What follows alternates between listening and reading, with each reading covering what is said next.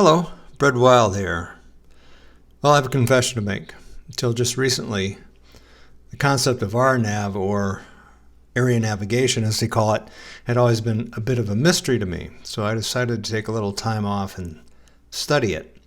This is not an easy subject to research because there is no one place that deals with all of it. So this is my attempt to distill all of RNAV down to just a few minutes. But before you turn this off, because it doesn't sound very exciting, I'm going to encourage you as a sim pilot to hang in there, because RNAV is becoming increasingly important in the real world, and you can add another level of realism to your desktop flying.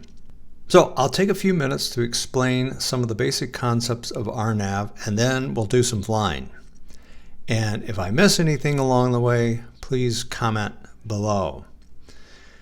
We usually think of RNAV as an aid for flying from point A to point B, which was the case when it was originally developed. But with the deployment of satellites, RNAVs took on a secondary role, and that is instrument approaches. And we'll get to that in a minute. When I first learned to fly back in the 1960s, VORs were all the rage. And that's how we got from point A to point B.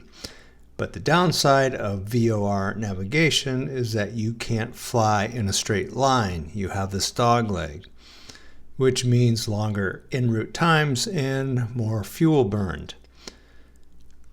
All that changed in the late 60s when the first RNAV systems began to appear, but still using existing VORs to triangulate a straight line path between points.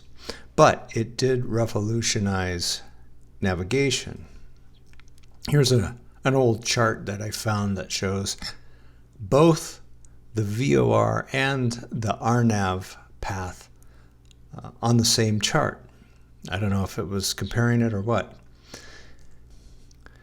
By the mid-1990s, there was a large enough satellite network in place to allow RNAV to abandon the more expensive and rigid ground-based VORs for a much more flexible and efficient form of navigation.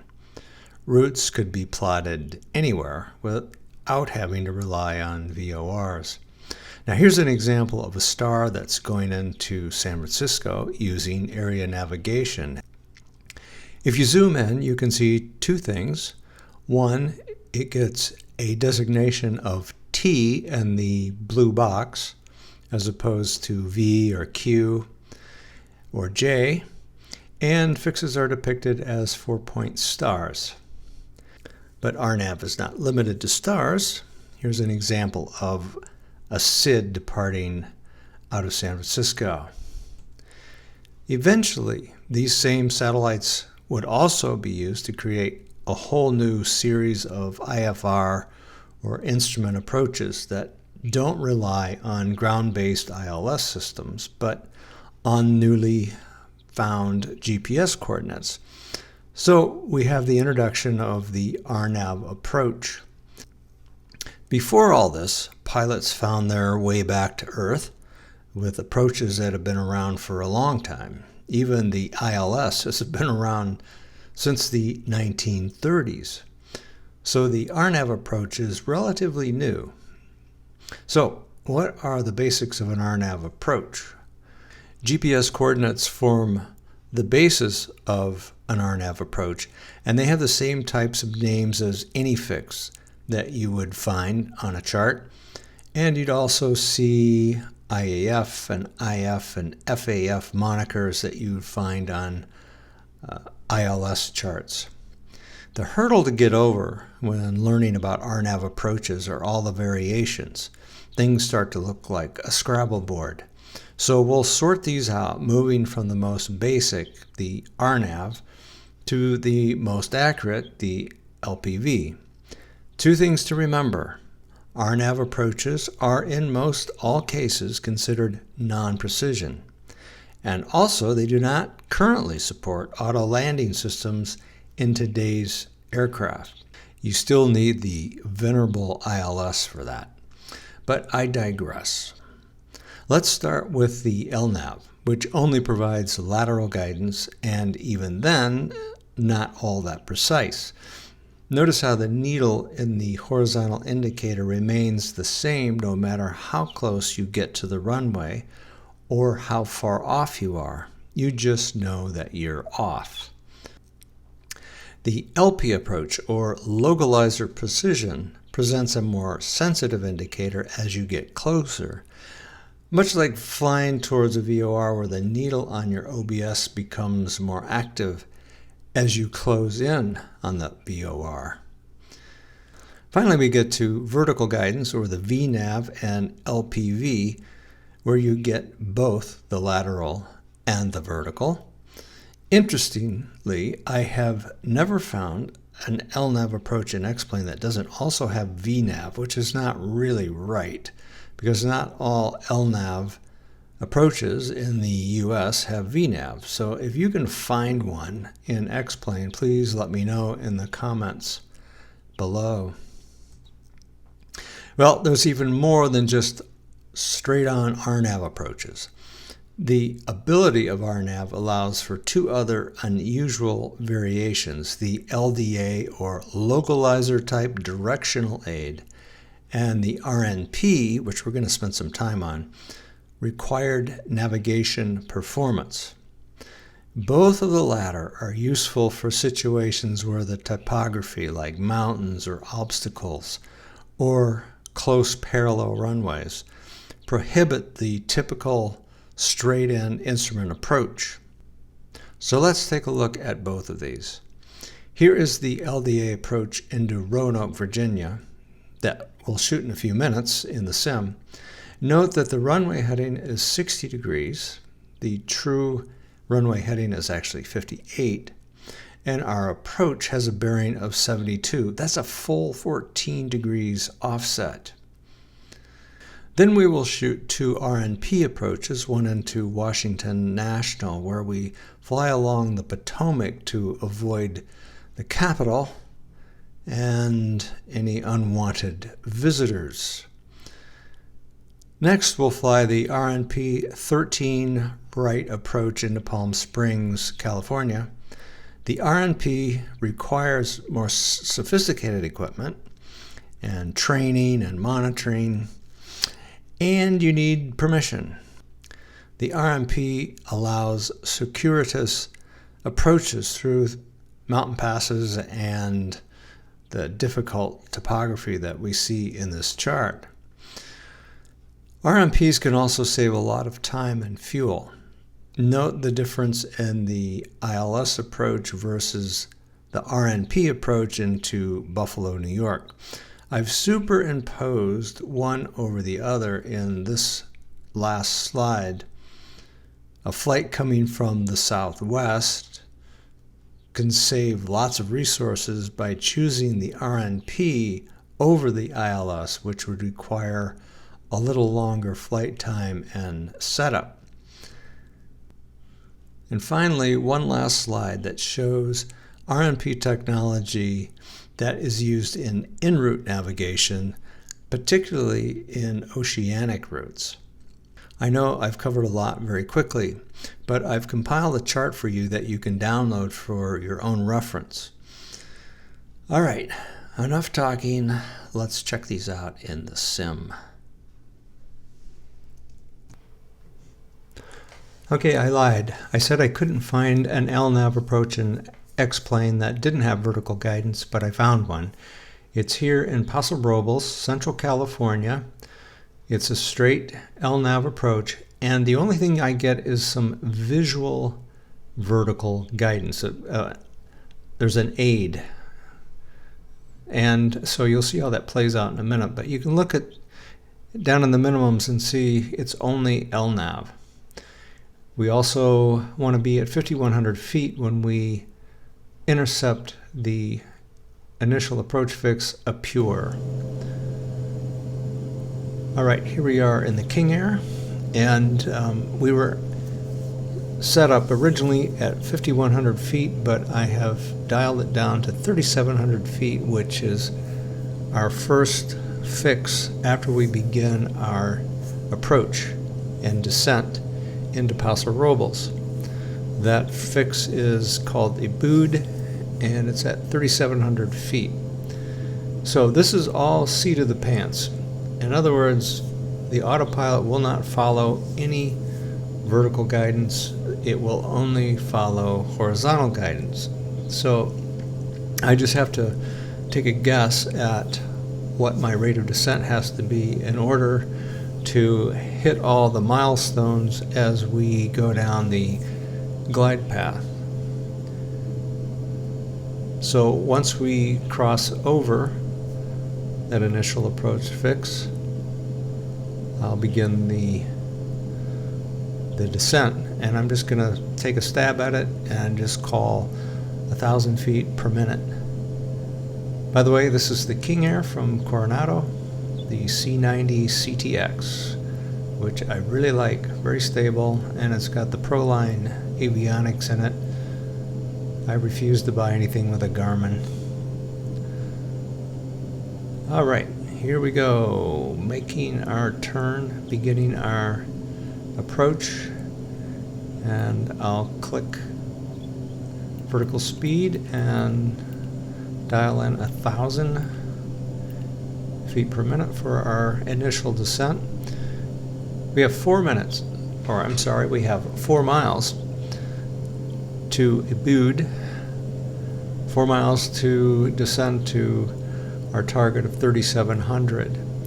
Once we get to 3,700, we'll level out for a second, and then I'm going to enter our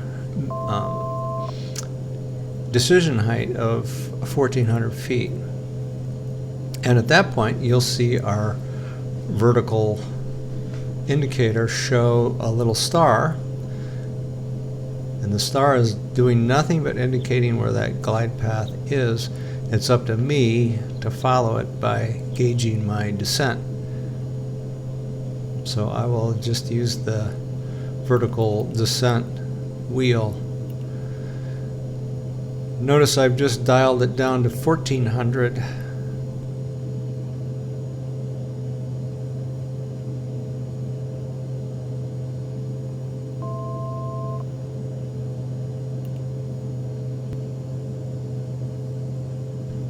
All right, so we level off for a second, dial in 1,400, waiting for that vertical, and there it is. Vertical deviation guide, I'll call it. And notice the star is at the top, and so we are well under it, but we'll see that drop.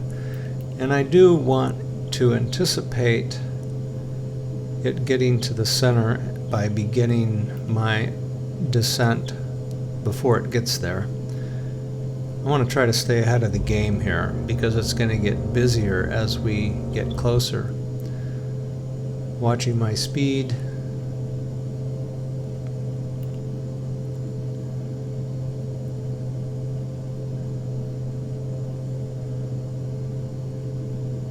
So starting with 500, now 600 feet per minute. The star is almost centered on that vertical guide.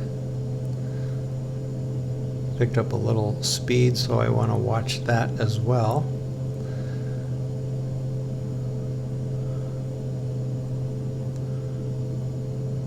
And in all the commotion, I want to get the gear down and a notch of flaps.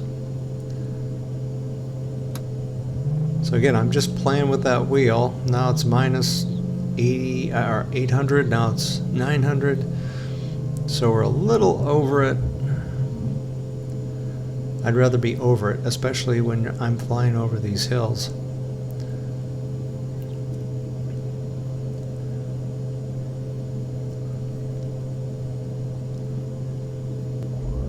So we're now at 1,000 feet per minute.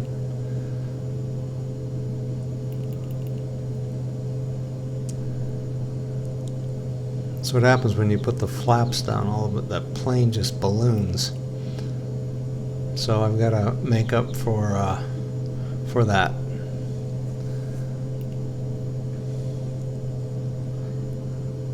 I'd like to get everything evened out well before we get to our minimums. So we're coming up on 1,000 feet to go.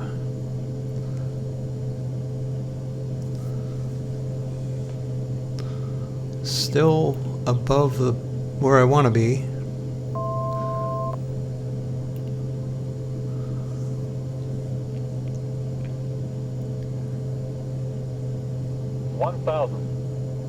All right, we're back to dead center. My approach speed is almost right on. Now I'm not doing anything for for horizontal guidance. Everything is under control there. I am just managing the vertical descent, trying to keep that little star dead nuts.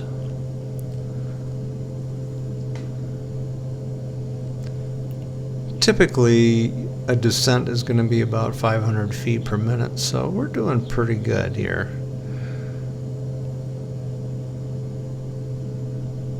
You know, you want to try to get things stable. And I'm lowering my speed to VREF. Our PAPI lights indicate we're right on target. Little star is still centered. So full flaps, gear down, and off goes the autopilot. I've got it. 500. So let's see if I can continue to keep this on course. 400. So even though the autopilot is off, my vertical gauge is still in operation, still giving me an indication. 300. Minimums. 200. All right, I want to land it on the numbers, so I'm going to go a little bit lower. 50, 40, 30, 20, 10.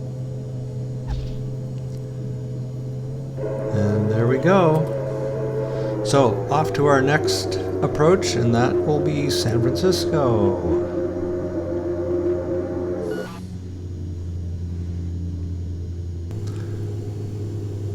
So our second approach, like I said, is into San Francisco.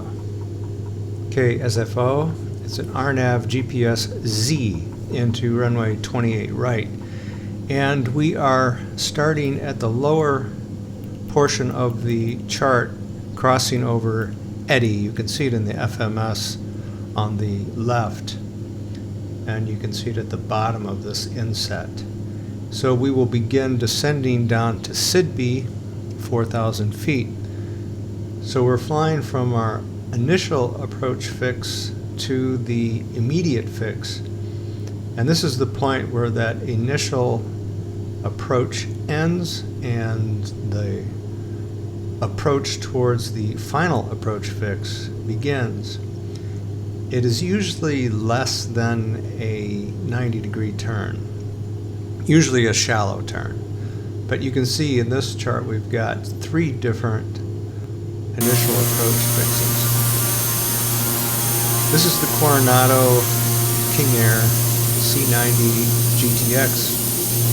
I think it's been out within the last year, which is 2019. It uses the Proline avionics. Proline in real life is from Collins Technology. And I have found this aircraft to be quite stable.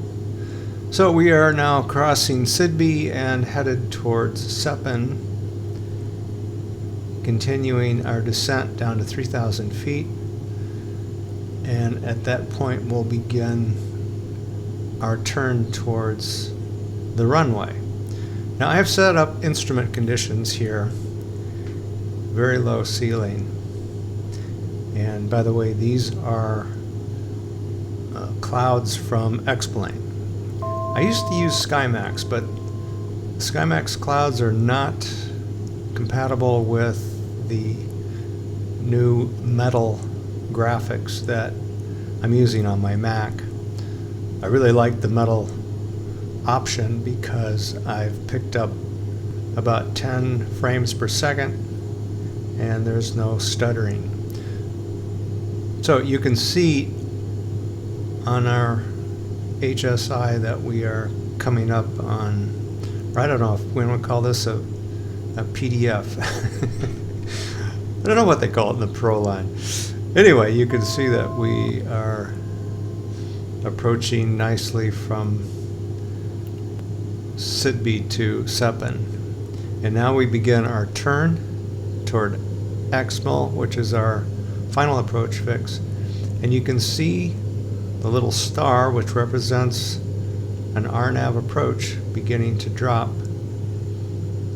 So we are currently under the guide path. This is not a guide slope. I hope I can keep that straight as I explain all this. So now our nose begins to drop. Traditionally, the final approach fix, Foxtrot Alpha Foxtrot, is where you begin your descent, but we've begun that well ahead of schedule here.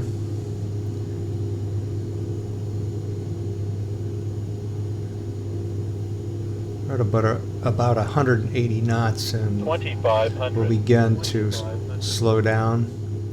We're coming over the bay. Little transition there as we get closer now to our runway. And notice that we've passed Axmill. The end of the runway is our next waypoint. And we're just about ready to get into the soup. Down comes the gear.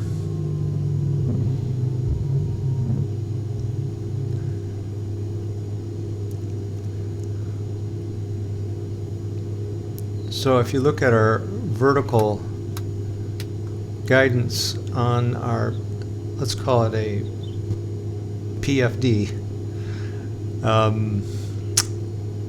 we're right on target as far as our glide path goes. 1,000. 1,000. Not much out the window. So flaps are coming down. And looking for that runway. Final notch of flaps.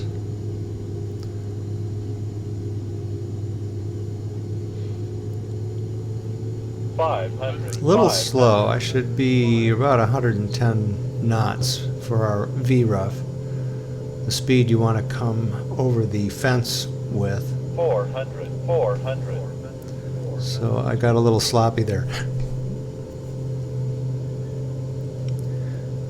Like I said, I've not found an RNAV approach in X-plane without vertical guidance, so I'm enjoying the vertical guidance now. And there's our runway, 28 right. Disengage the autopilot, and 100. I've got it now. 50. 40. 30. 20. 10. So that was a straight in RNAV approach with vertical guidance. It was at LPV, so we had greater precision as we got towards the end of the runway. Let's leave sunny California and head over to Virginia. This is going to be a flight from a small airport just to the southwest of Roanoke, and we're going to be flying to runway 6 at KROA. Notice it has a 58-degree bearing, and we're going to be flying an LDA approach that has a 72-degree bearing. So we've got a 14-degree variance, and you'll see why we have that angle in just a minute. But let's jump in our King Air and program our arrival, and you'll notice LDA 06Y. I'm not going to do a transition because we're so close to the airport already. Just clean up my discontinuity. As soon as the IAF, and we'll just check our frequencies.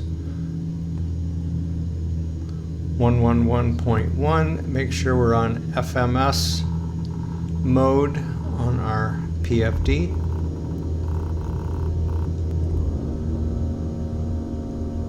A couple of notches of flaps, turn some lights on.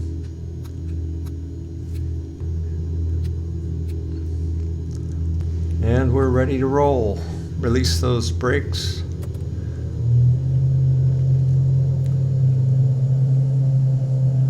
Throttles forward. By the way, the King Air has a reading on the PFD on the speed tape for V1. So we'll be watching that for our rotate.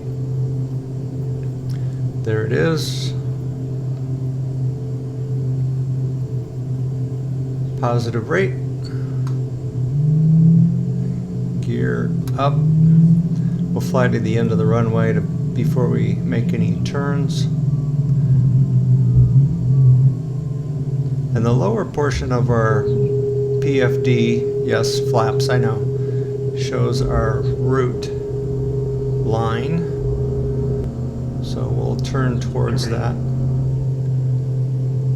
Terrain. And engage our autopilot, nav button, vertical speed, which is by default at 1700, just based on our pitch.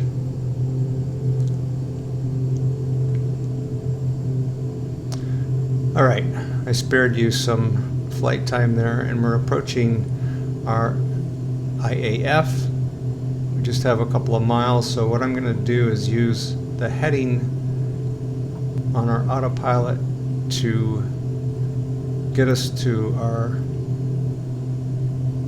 initial approach fix so that I can set our mode to VOR1.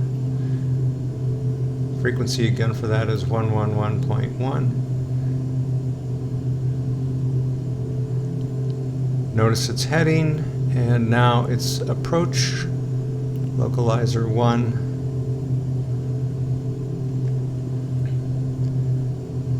And we'll begin our approach in just a second.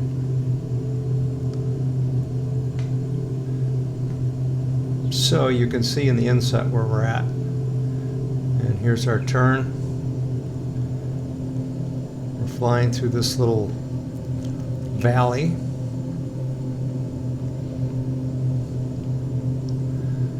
So you can see that we've got mountains off to our right, and those are prohibiting a straight-in approach to runway 6. So any instrument approach has to be offset, and that's what we're doing today. And notice on our PFD that our vertical guidance star is sliding down, so we're just under the glide path, and we just picked it up, nose down. Notice we have a GS in our FMA, or the enunciations across the top of our PFD. So this is considered a glide slope in some ways, but I'm still going to call it a glide path. But I don't know, there's a fine line between an ILS approach and 2500. an LDA. 2500. So you can see the runway off in the distance. Let me zoom in, and I'll just plot a line there, and you can see the angle. So we're coming at quite the oblique angle. So in just a second, I'm going to dial in some clouds so we can shoot an instrument approach. Make it a little bit more interesting. So you'll see that change in just a second. So we're coming up on 3,000 feet. We're right on our glide path, and our horizontal indicator shows us right on the money. So now we're in the soup.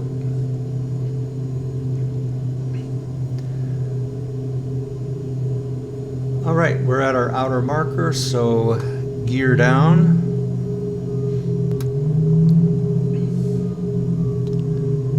And I'm watching my approach speed, which is 120 on the speed tape.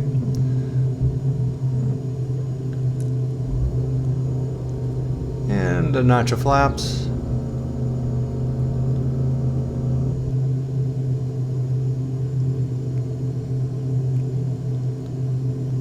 So the next thing I'm going to be looking for, of course, is that runway. And we should come out about 500 feet above the ground.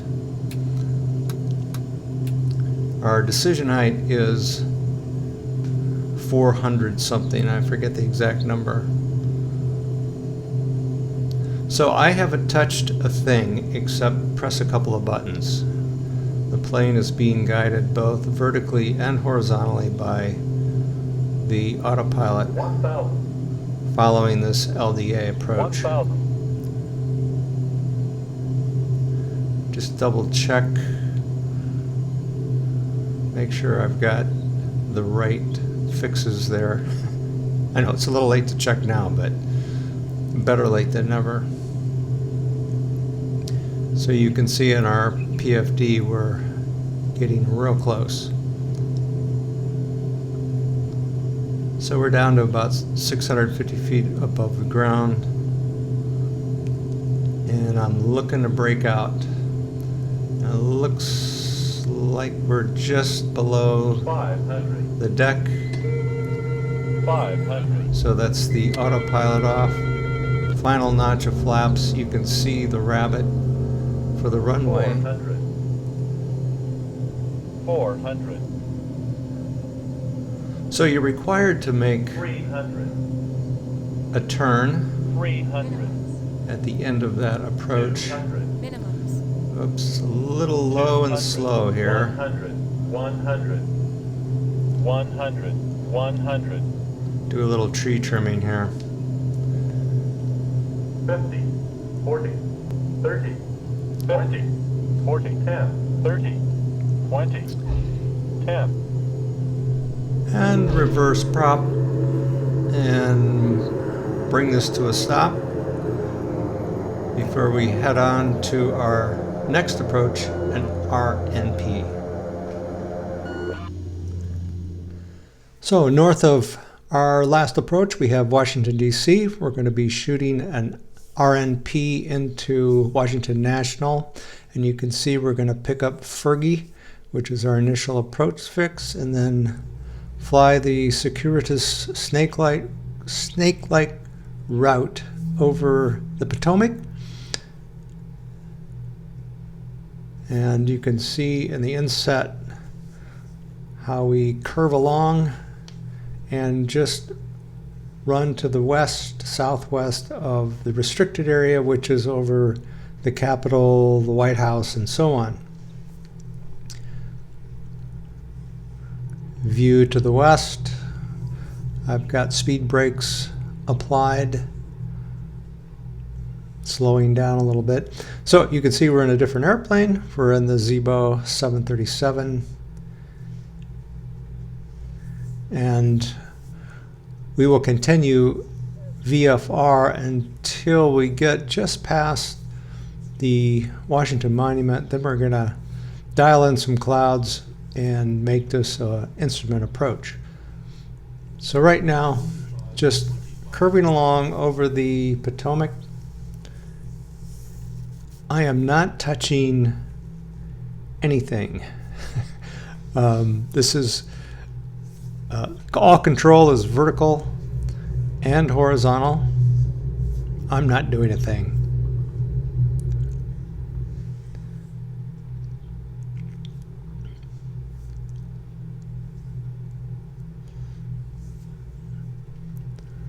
It's kind of magical as we roll along.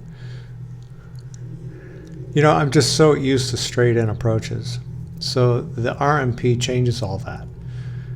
And to be able to fly a glide path that is both horizontal and vertical along a curve is pretty remarkable.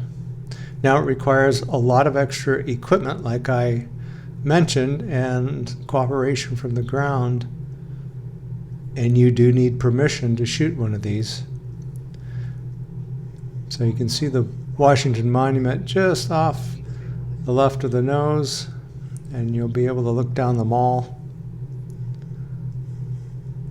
Flaps down, gear down.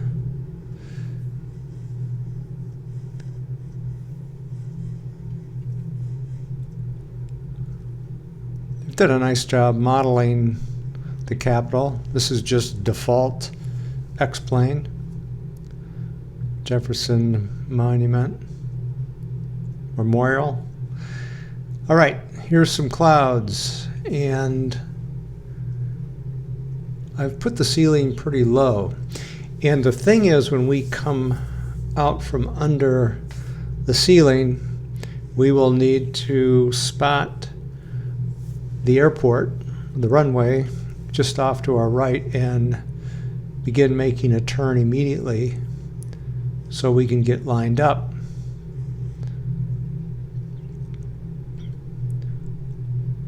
Now we've got some low-hanging scud here, and I'm beginning my turn.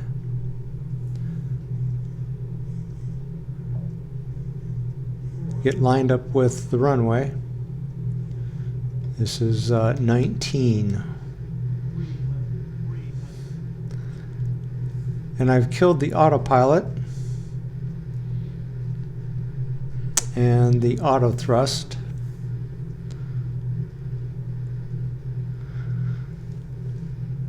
And other than that snake-like approach, there's nothing else unusual about this approach, or landing, I should say.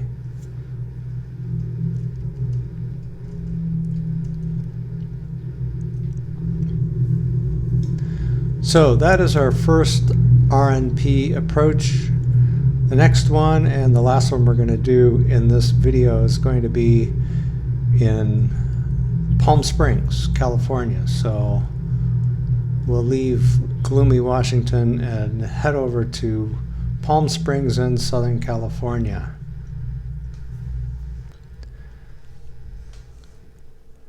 And for our last approach, an RNP, as promised, into Palm Springs. We'll be coming from the west, and we'll be crossing over our initial approach fix, Fern, at the beginning of a very long circular approach that's over 360 degrees, and we'll wind over some mountains and down through a valley that will then project us out at the right altitude and just in time to straighten out and land on runway 13 right.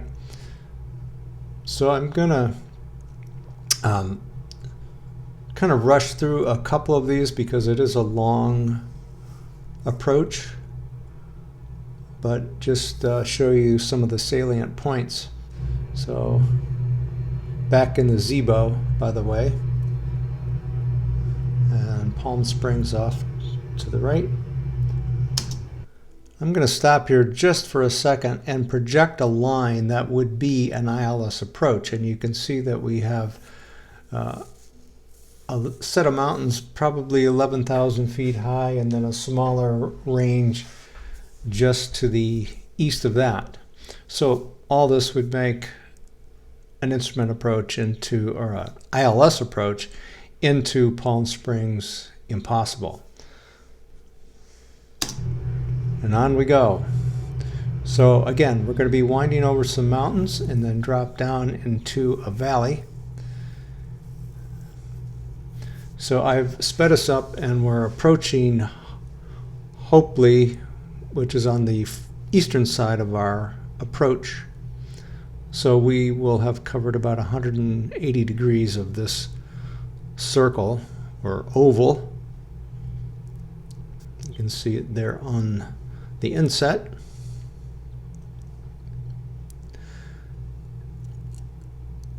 And using the X-plane map, you can see our path, again about halfway around. So after we get over this little mountain range, we'll drop down into a valley, flying over the Yucca Valley Airport, or at least near it. This is the Marengo Valley. You can see the airport straight ahead.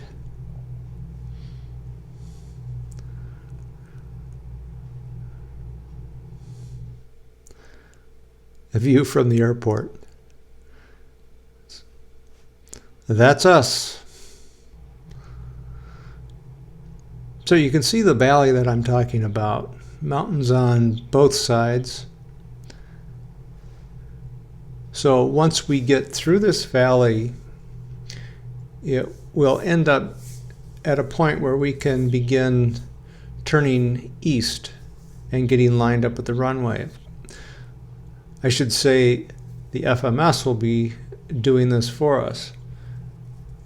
I am not touching any controls at this point. So everything is handled both vertically and horizontally by our autopilot.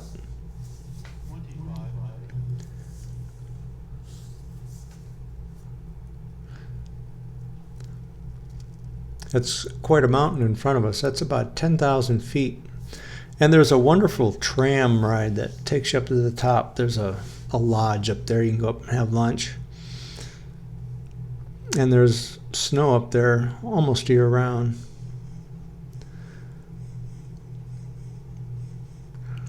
So just coming out from our valley and just about another 80 degrees and we'll be completely lined up with our runway.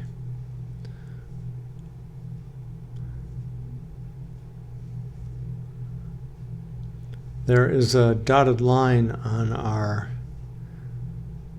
MFD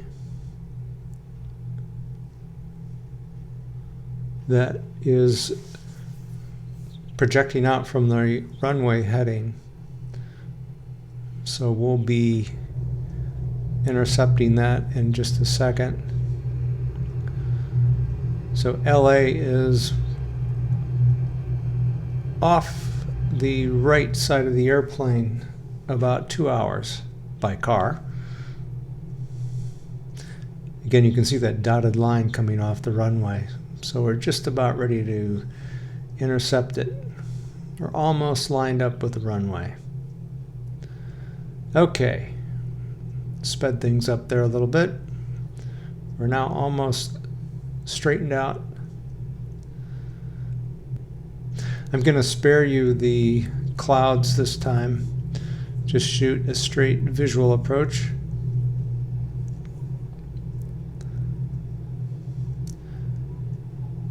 Parallel runways will be on the right. The one on the left is short, more for civil aircraft.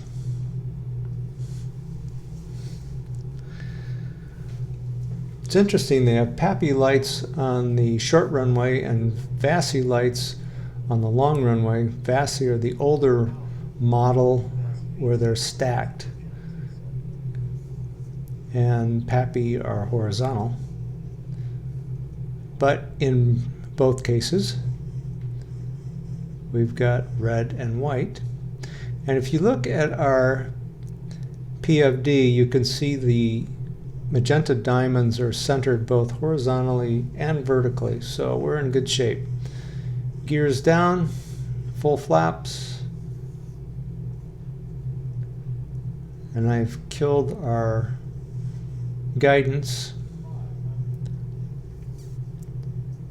and taken over the controls.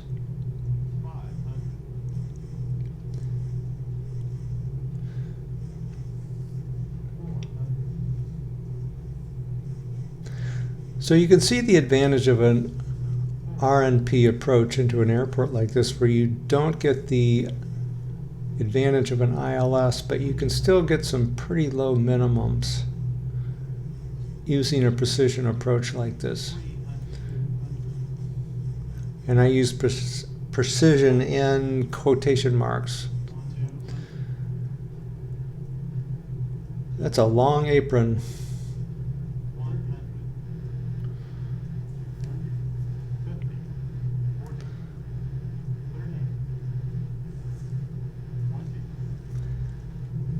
And safely down in Palm Springs.